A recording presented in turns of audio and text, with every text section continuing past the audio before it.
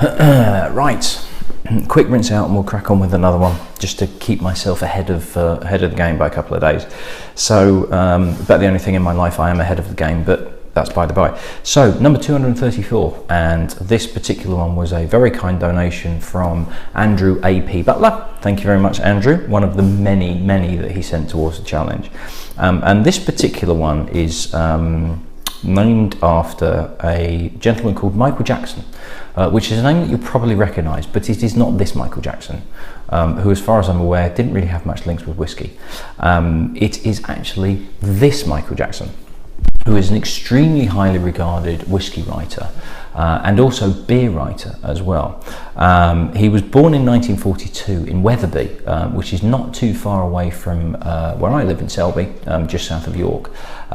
Wetherby is probably about a half an hour, 45-minute drive away from me.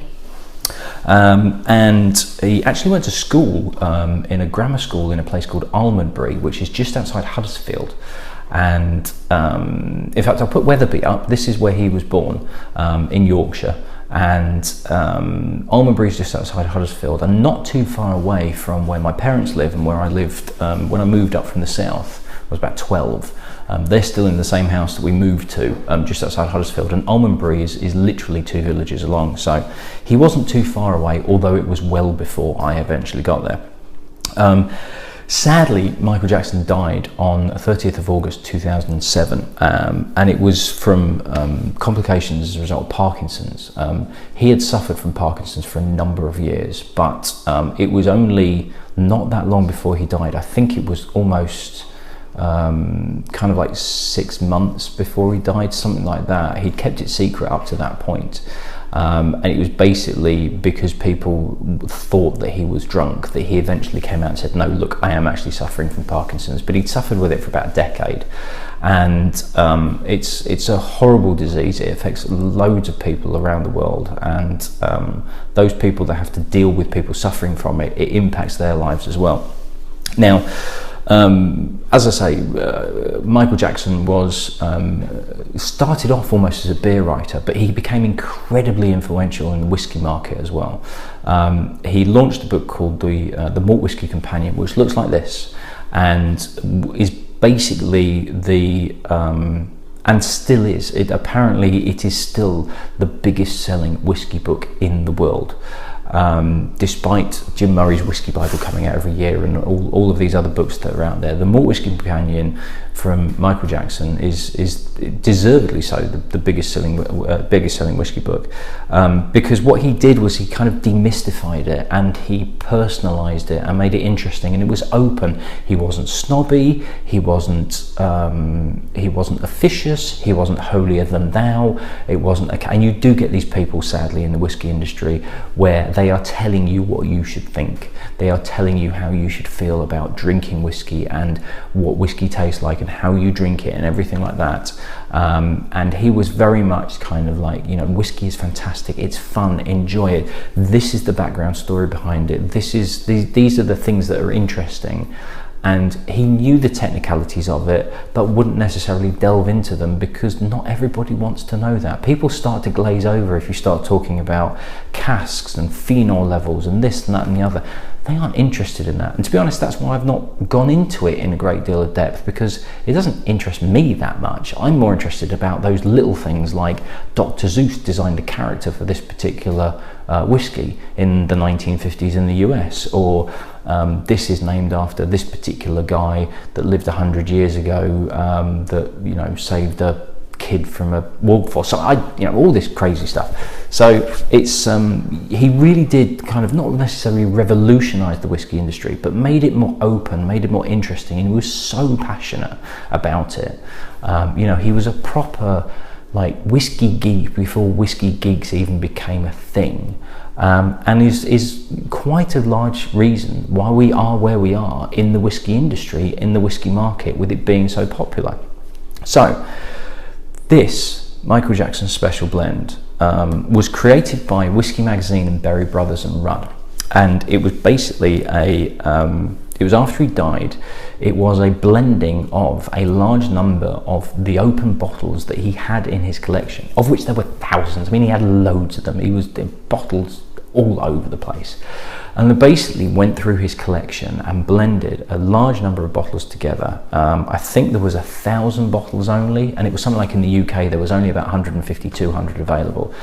In terms of the price, I mean, it's going for auction now. I've seen it, I think it was Whisky Auctioneer recently had it selling for about 75 quid a bottle. This is what the bottle looks like, because you probably won't be able to. Andrew did actually put a scan of the label on, but it's a little bit faint, so that's what the bottle looks like. But I think it was, I don't even know how much it was. I'm going to guess at about maybe 40, 50 quid, because a percentage of each sale then also went towards Parkinson's UK charity. So it's, you know, it's a commemorative bottle for him, actually, from his stock. The other thing I also need to point out as well, 27th of March, this was a date in honour of Michael Jackson. It's the International Whisky Day. Now, I think there is a World Whisky Day, which is another time during the year, but the International Whisky Day, and it's kind of whiskey in brackets E in the whiskey as well, to cover all of them.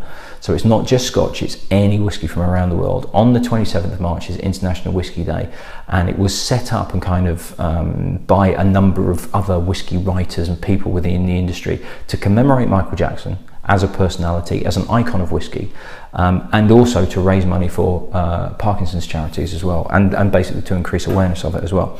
So next year, 27th of March, please do raise a dram of something in his honour, and if you can, donate to Parkinson's as well. So I've never come across this. To be honest, I didn't even know anything about it. I'd never seen it. It was completely new to me. When Andrew sent me it in amongst the samples that he'd sent, I knew Michael Jackson, and I have a copy of one of his books, but I didn't even realise that, you know, this bottling had existed after he died. So, and it's always interesting to sort of try blends where it's a load of stuff thrown together, particularly from a personal collection. It's quite a fun thing to do. If you've got a few bottles at home, and you sort of, or you might have got a bit bored of a couple. So if you've got, say, 3 or 4 bottles at home, full-size bottles, and they're sat there, and you're not really drinking a few of them because you've kind of gone off them a bit, or they're a bit bored, or you just haven't got time to drink it, just take a night, and if you want to get a couple of friends around, and just try blending some together. It's kind of interesting to see, you know, you kind of throw some Lafroig in with a Glenmorangie and just see what happens. Some of it doesn't work, and some of it does. Every now and again, you'll kind of get the balance just right, and you'll go, bloody hell, where did this come from? How did we get that amount of flavours from these two whiskies? Kind of leads into that transparency argument I was talking about the other night, in terms of it's actually interesting to see what people have done to, I think it was when I was talking about hedonism, in terms of seeing what companies have done to blend all these various different whiskies to get something that tastes absolutely fantastic. And it's like, how did you get those things together in the right quantities to make it taste absolutely brilliant? Because it should be a mess. So 43% this as well. There's a bit of heat on the nose. Interesting. There's a really, really soft smokiness to it. Really soft, not too intense, but it's a good combination of kind of smoke and TCP as well, but it's really, really gentle. And there's a nice kind of leathery sweetness, and then almost citrus coming through as well. There's loads going on in this nose. There's all sorts of stuff. You can take a sniff, move away, take another sniff, and you'll pick something else up. I've got like lemon sherbet and leather, and really sweet peat, and very soft distant bonfires, and there's just loads of stuff. Interesting.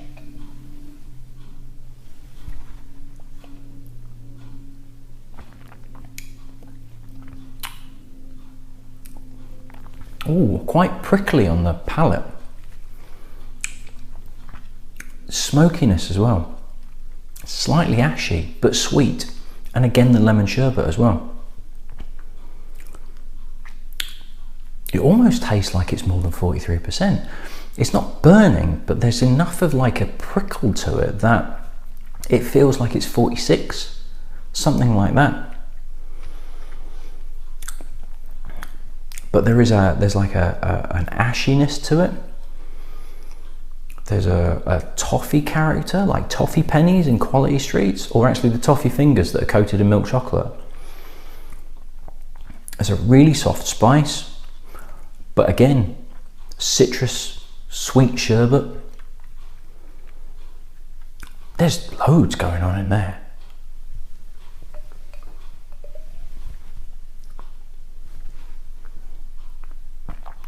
And here's the thing, is it tastes like a blending of loads of whiskies put together.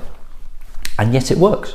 It works really, really well. There's a fantastic progression between all of the flavours, and they come in, they dance around each other, but nothing kind of jumps out, nothing goes, oh, look at me.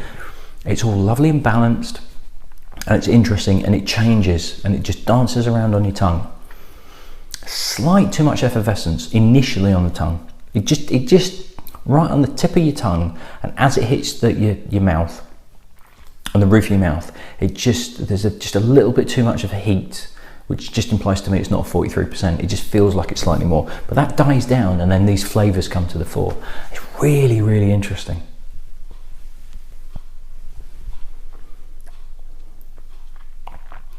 Do you know what? Oh, I got more smoke on that one. It was almost like I got a smoky bit of it.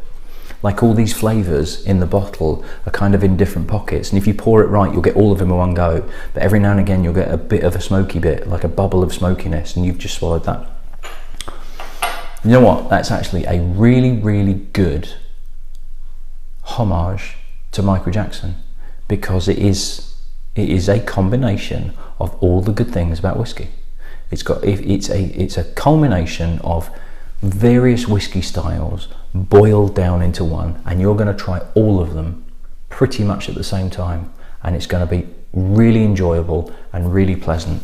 And I think that is a really fitting tribute to a very, very important man in the whiskey industry. I think that's absolutely wonderful, and it might not be to some people's taste simply because of the smokiness, but it's not an intensive smokiness. It's a very soft, subtle. It's there.